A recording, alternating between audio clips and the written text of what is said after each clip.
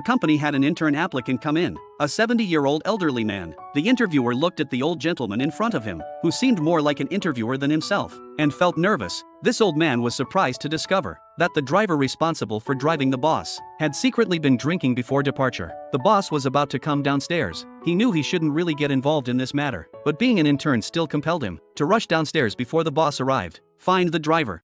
Look, I don't want to make you feel uncomfortable, but I just happened to have looked out the window and it appeared you were drinking something from a paper bag. I don't know what you're talking about, man. Why don't you tell me you can't drive it today or I'm going to have to?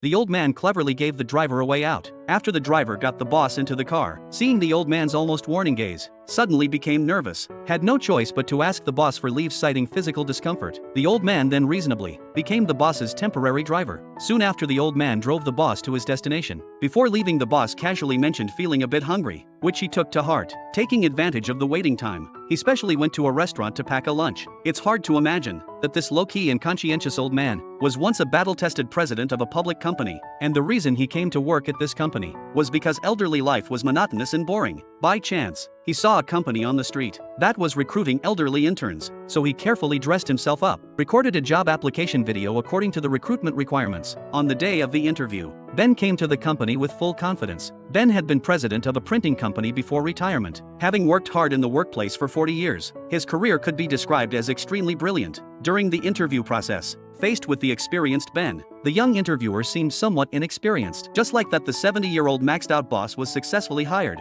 That evening, Ben was filled with joy and anticipation. To ensure he could wake up on time, he specially set 2 alarm clocks, carefully selected an exquisite suit, and finest quality leather shoes, plus that briefcase that had accompanied him for decades.